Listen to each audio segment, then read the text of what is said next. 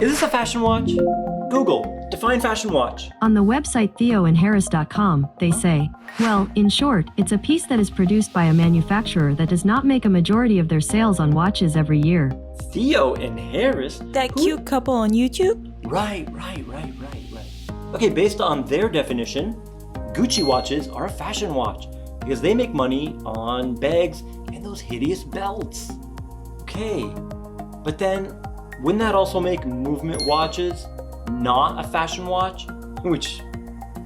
What is a fashion watch? Let me know down below, and does this qualify? Let's check it out.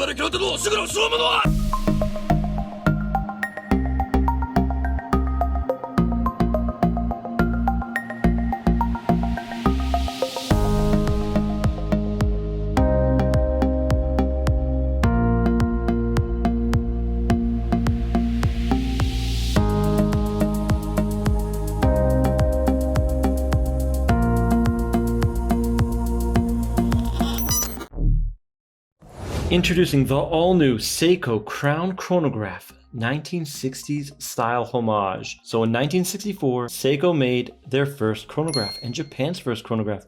This watch is homaging that style. And a lot of people asked me, does the bezel turn? And I said no, it's stationary. And some of them said, so basically a fashion watch. SEIKO doesn't make fashion watches. They are a respected brand with strong horological roots. Yes, this watch is fashion forward and styled nicely, has a fashionable look, doesn't make it a fashion watch in my opinion. The case shape is angular and handsome, definitely has a nice definition to it. However, the bevels and the transitions from brush to polish is a little bit watered down when we compare it to the limited edition version. If you see that high polished bevel on top of the lug, a little bit more defined and sharp on the limited, and when we look at the non-limited, you can see a softer transition there. Can you guys pick that up? Hopefully the 4K footage is helping, but in hand, in person, it is a lot easier to see. You know what, this one may be tailored towards the enthusiast a little bit more. It has the moving bezel, sapphire crystal, and a better finished case. Limited to 1964 units. However, the affordable version is, well, affordable. We got a boxed Hardlex crystal here, which is gorgeous. It creates a nice distortion. Of course, we do wish it was sapphire, but Hardlex is not too bad. And this one has drilled lugs. The limited does not. They both have signed crown, but this one is 50 meters water resistance. The limited is 100 meter water resistance. Non-screw down on both. Now the insert is aluminum and it's gorgeous. If you guys know this channel, you know I love aluminum inserts. Something about that granular texture when you go in real close and look at it, it's just amazing. Now, of course, non-movable like we said before, but it's still functional. It still shows you the minute track, 60, 10, 20. Remember, there's no numbers on the whole dial, so it might help you read the time a little bit quicker. The measurements that I got, 40.8 in diameter, 13.1 thick, a little bit thick there, but it's a lot to do with that box Hardlex, and a lug to lug of 47.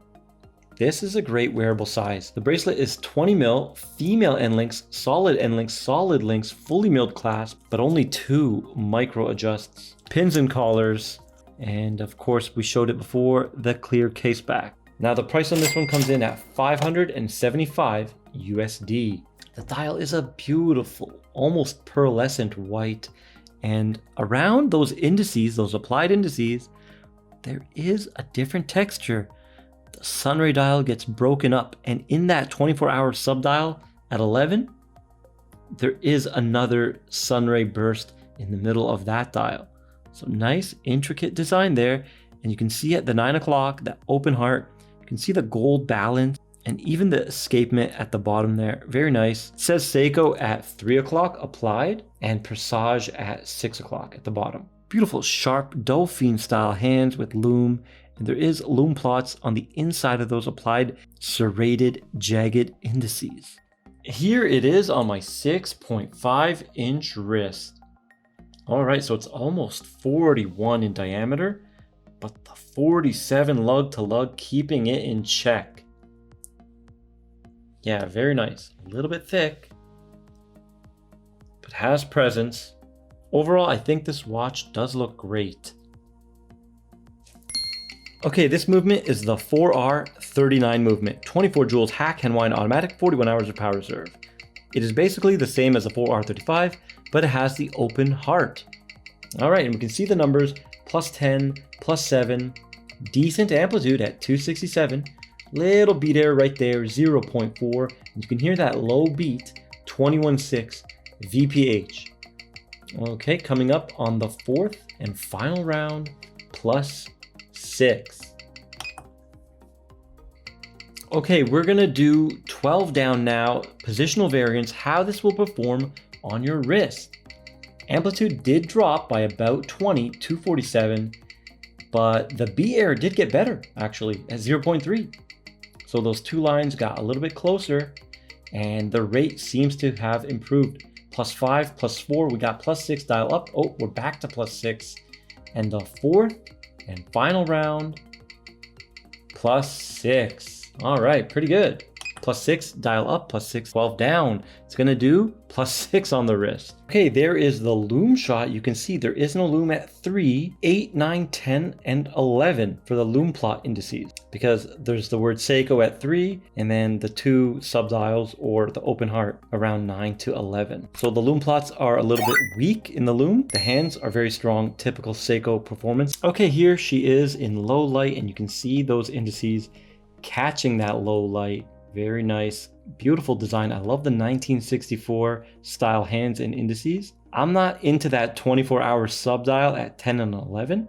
I think they should have just kept that out and just kept the open heart. But this does give it a complicated look. Maybe that's what they were going for. Let me know your opinions down below in the comment sections. What do you think of this watch? And if you like this video, please like, share, and subscribe. And I'll see you in the next one.